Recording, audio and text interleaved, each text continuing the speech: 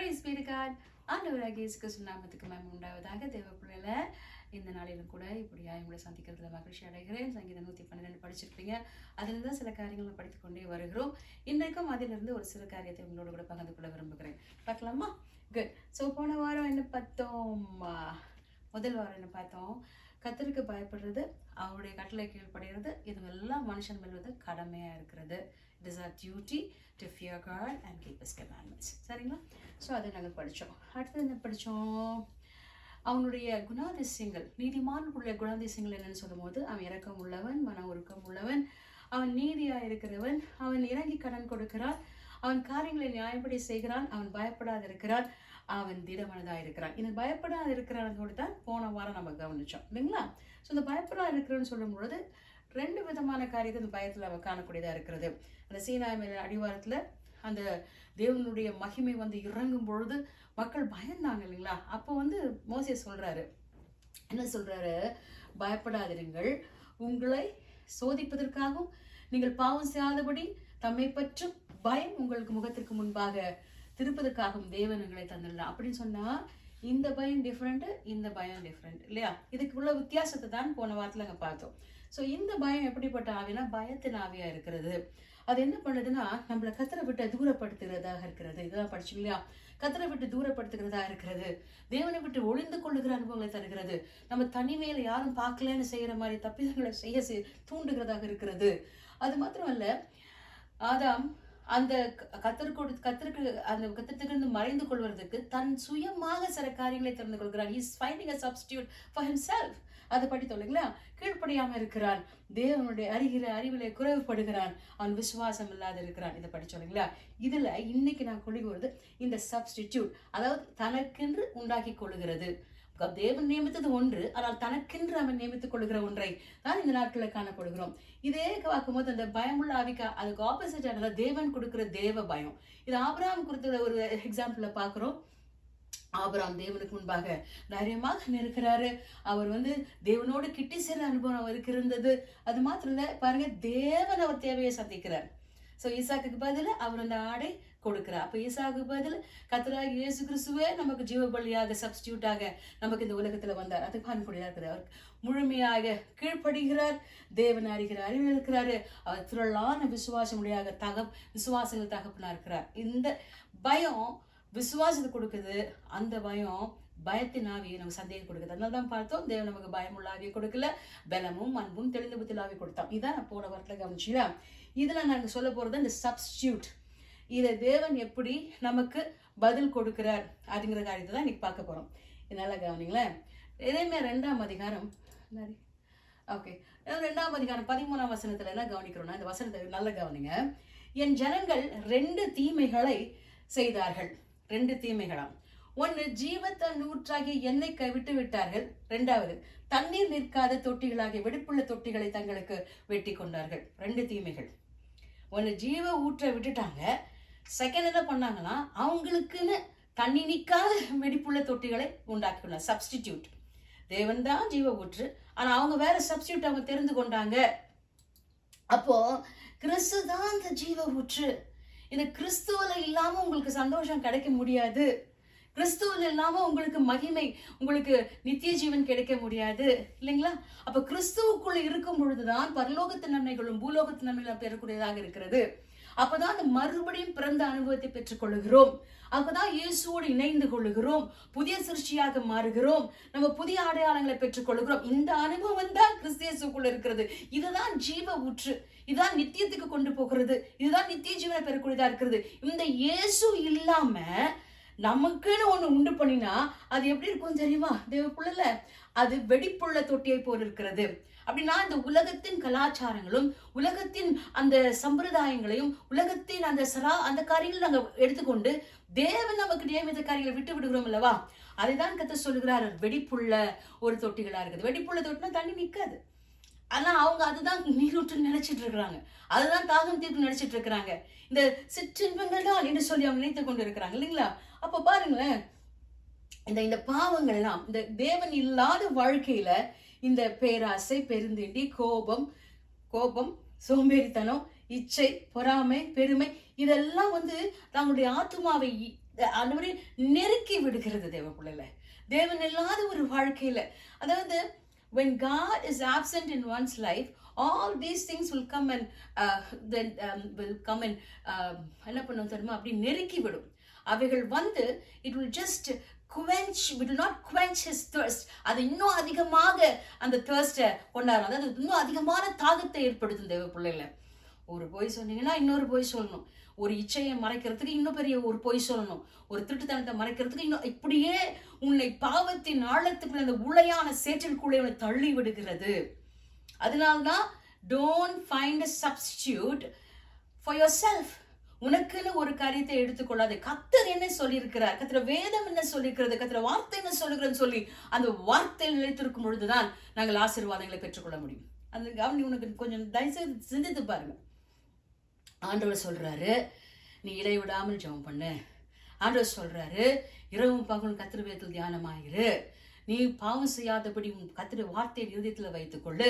வாலிபன் எதினால் தன்னை வதியை சுத்திப்படுத்திக் கொள்வான், கர்த்தர் வசனம் காத்துக் கொள்கிறனாலே. அப்ப கர்த்தர் வசனம் இல்லாத ஒரு வாழ்க்கையை நம்ம வாழ்வோம் என்று சொன்னால் அது வெடிப்புள்ள ஒரு தொட்டியை போல இருக்கிறது, தண்ணீர் தங்காத வெடிப்புள்ள தொட்டியை போல இருக்கிறது. இந்த உலக கலாச்சாரத்தின்படி நாங்கள் அதுக்குள்ளாக கலாச்சாரம் சொல்றதோட ரியாலிட்டிலலாம் அதால முடியாதுங்க அப்படின்னு சொல்லுவாங்க. நல்லா சொல்றேன், ஆண்டவர் சொன்னார்னா நமக்கு முடிகிற காரியத்தை தான் சொல்லுவாரே தவிர நமக்கு முடியாத ஒன்று சொல்லக்கூடாது. அப்ப இந்த உலகத்துல தேவ பிள்ளைங்கள நாங்க வாழும்போது இன்னும் ஜாக்கிரதையாக இருக்க வேண்டும். அப்ப நீ என்ன சிந்திக்கணும்னு சொன்னா, ஆண்டவரே இந்த உலகத்தின் காரியங்களை மகிழ்ச்சியை கொடுக்கிறதா, தேவனுடைய காரியங்களை எனக்கு மகிழ்ச்சியை கொடுக்கிறதா? அதனால மகிழ்ச்சி சந்தோஷம் ரெண்டு காரியம் இருக்கு இல்லைங்களா? மகிழ்ச்சின்னு சொல்லும் பொழுது தேவனுக்குள்ள no matter what the circumstances is, no matter what the situation is, you are finding joy in your heart, peace in your heart. அதனால இந்த இடத்துல நம்ம பார்க்கிறோம், அவன் துர்செய்தி கேட்டால் பயப்படான், அவனை வந்து என்னென்னைக்கும் அசைக்கப்படாது இருக்கிறான். ஏன்னா அந்த ஜாய் ஆஃப் த லார்ட், அந்த தேவனுடைய மன மகிழ்ச்சி அவனுக்குள்ள இருக்கிறது. அவன் அந்த ஜீவ நீரூற்றிலே மகிழ்ச்சியை காணுகிறான். ஆனா துன்மார்க்கன் அப்படி அல்ல. தேவன் அல்லாத ஒரு வாழ்க்கையை பார்க்கும் பொழுது அது சந்தோஷம். அந்த சந்தோஷம் எப்படின்னு சொன்னா, ஒரு பர்த்டே வந்தா சந்தோஷம், திருமணம் வந்தா சந்தோஷம், பட்டப்படிப்பு வந்தா சந்தோஷம். இது வந்து தற்காலிகமானது, அது உங்களை நிரந்தரமான சந்தோஷத்தை கொடுக்காது தேவ பிள்ளைல. அதனாலதான் இந்த உலக சிற்றின்பங்கள் நம்மை வஞ்சிக்கிறதாக இருக்கிறது. அது ஒரு டெம்பரரியா இருக்கிறது. ஆனா தேவன் கொடுக்கிற மகிழ்ச்சி அது நிரந்தரமாக இருக்கிறது. அதனால்தான் அவர் சொல்றாரு, ரிஜாய்ஸ் இன் த லார்ட் ஆல்வேஸ். நீங்கள் தமிழ்ல வந்து சந்தோஷம் சொல்லியிருக்கு, பட் இங்கிலீஷ்ல ரிஜாய்ஸ் அப்படின்னா அகமகிழுங்க, கர்த்தருக்குள் மனமகிழ்ச்சியா இருங்க அப்படின்னு சொல்லி கர்த்தர் அந்த பிலிப்பியர் 4ஆம் அதிகாரத்துல அவர் பவுல் அப்போஸ்தலன் எழுதி இருக்கிறார். அப்ப தேவ பிள்ளைல நான் சொல்ல நினைச்சுக்கணும், ஆண்டவரே எனக்கு நீங்க இந்த ஜீவ தண்ணீர் தான் எனக்கு சந்தோஷம். சர்ச்சைக்கு போறது உனக்கு சந்தோஷம் கட்டாயமா கொடுக்கணும், வேதம் வாசிக்க சந்தோஷமா கொடுக்கணும், கர்த்தருக்கு ஜெபிக்கிறதுல கர்த்தர் கொடுக்கணும், மற்றவங்களுக்கு ஏழைகளுக்கு உதவி செய்யறதுல சந்தோஷம் வரணும். அதுல உங்களுக்கு மன மகிழ்ச்சி வரலன்னா இந்த ஜீவ நூறுல உங்க தண்ணி தாகம் தீர்க்கப்படல, நீங்களே வெடிப்புல உங்களுக்குன்னு ஒரு பிலாசபி, உங்களுக்குன்னு ஒரு தத்துவங்களை வைத்துக் கொண்டு வாழ்ந்து கொண்டு இருக்கிறீங்கன்னா அதுக்கு அர்த்தம் அதுக்கு இல்லைங்களா? அப்போ how do you want to make a difference in this world? இந்த உலகத்துல நீங்க ஒருவனாக இருந்தால் கூட அந்த இயேசுவுக்காக நீங்க சாட்சியா இருப்பீங்களா? அந்த ஜீவ நீரூற்றில் மட்டும்தான் உங்க தாகத்தை தீர்த்து கொள்வீங்களா என்று சொல்லி நம்ம சிந்தித்து வாழ்கிறது அவசியமா இருக்கிறது. அந்த காலத்துல பாத்தீங்கன்னா இந்த கிறிஸ்தவர்கள், ஆதி அப்போஸ்தலர் கிறிஸ்தவர்களுக்கு பைபிள் கிடையாது, அவங்களுக்கு சர்ச் ஆர்கனைசேஷன்ஸ்லாம் கிடையாது. அவங்க எங்கேயோ கூடி ஜெபிப்பாங்க. அவங்க இருந்த நாட்கள் வந்து ரோமர் ஆட்சி, பயங்கர கொடுங்கோலான ஆட்சி. அவங்க என்ன பண்ணுவாங்கன்னா கிறிஸ்துவை மறுதளிக்க சொல்லுவாங்க. மறுதளிக்கலன்னா இப்படி ஒரு பெரிய ஸ்டேடியத்துல கிறிஸ்தவர்களை போட்டு அவர்களை கொடுமைப்படுத்துவார்கள், மிருகங்களை விட்டு சாவடிக்க பார்ப்பாங்க, நெருப்பு வச்சு எரிக்க பார்ப்பாங்க.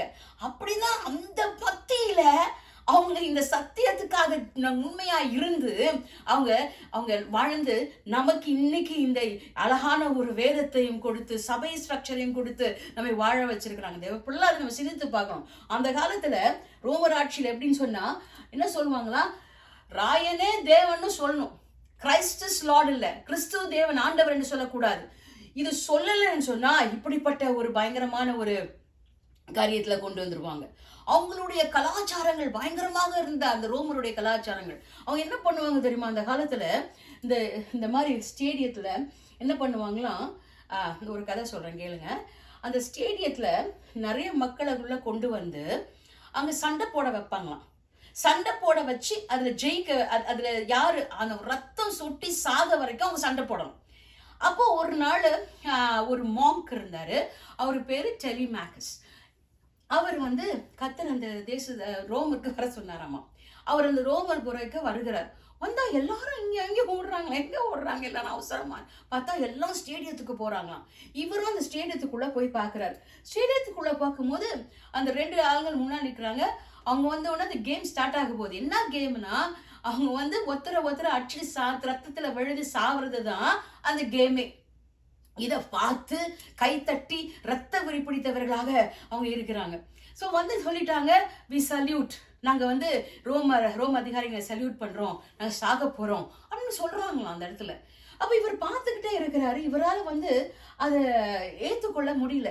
சண்டை தொடங்கிருச்சு. இவர் என்ன பண்ணாராம், அந்த ஸ்டேடியத்துக்குள்ள ஒருவன் உள்ள ஓடுறாராம். ஓய் பிடிச்சு சொல்றாராம், செய்யாதீங்க, இந்த name of Christ stop it, கிறிஸ்துவின் நாமத்தினால இதை நிறுத்துங்க, இது கரெக்ட் கிடையாதுன்னு சொல்றாங்க. சொல்லிட்டு இருக்கும் போது ஒருத்தர் என்ன பண்ணானா, கத்தி எடுத்து அவரை குத்திட்டானாங்க. ரத்த வெள்ளத்துல சரிஞ்சிருக்கிறாராம், சாக போறாராம்.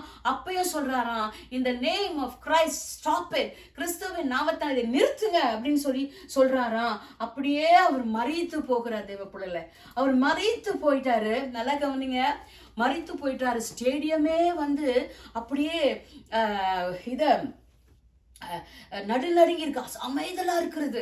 அந்த மனுஷன் செத்து கீழே கடகுறான் ரத்த வெள்ளத்துல டெலிமேக்கஸ். அப்போ அங்க மேல உட்கார்ந்து இருந்த ஒருத்தன் அவன் எழுந்து அவன் வெளியே போயிட்டானா. அவனை பார்த்து அந்த ஸ்டேடியமே காலி ஆயிடுச்சான். அதுக்கப்புறம் அந்த எம்பரர் ஹொரேனியஸ் தான் இருக்கா, அந்த நாட்டுல ரோம அதிகாரியா இருந்தாராம். அப்ப அவர் என்ன சொன்னாரோ, அந்த மனிதனுடைய அந்த ரத்த சாட்சியை பார்த்து அன்னையிலிருந்து இப்படிப்பட்ட ஒரு ஸ்போர்ட்ஸ், அப்படிப்பட்ட ஒரு விளையாட்டு இருக்கக்கூடாதுன்னு சொல்லி அவங்க கேன்சல். ஒரு மனிதன், நீங்க அந்த ஒரு மனிதனா கத்தருக்காக சாட்சியா நிற்பீங்களா?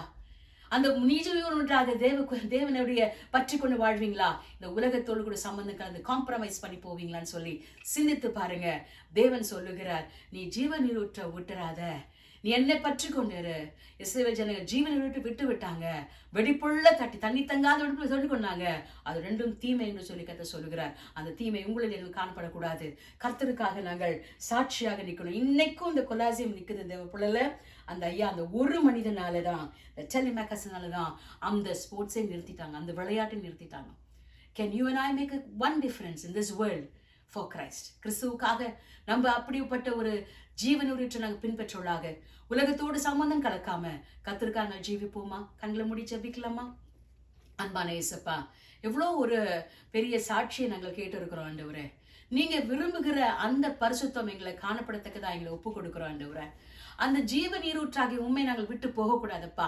இந்த உலகத்துல நாங்கள் தனித்து நிற்கக்கூடிய சூழ்நிலை வந்திருந்தாலும், இந்த சத்தியத்தின் நிமித்தம் அனாதையாக்கப்பட்ட சத்தியங்கள் வந்திருந்தாலும், நாங்கள் இயேசுக்காக கடைசி வரைக்கும் உண்மையா இருக்க எங்களுக்கு கிருபிச்சீங்க. யாரோடலாம் கர்த்தர் பேசிக் கொண்டிருக்கிறீங்களோ, உலகத்தோடு சம்பந்தம் கலக்க கூடாது கர்த்தாவே. உலகத்தினுடைய கலாச்சாரங்கள், உலகத்தினுடைய நடைகள், கர்த்தருடைய உடைகள் எங்களிலே காணப்படக்கூடாது கர்த்தாவே.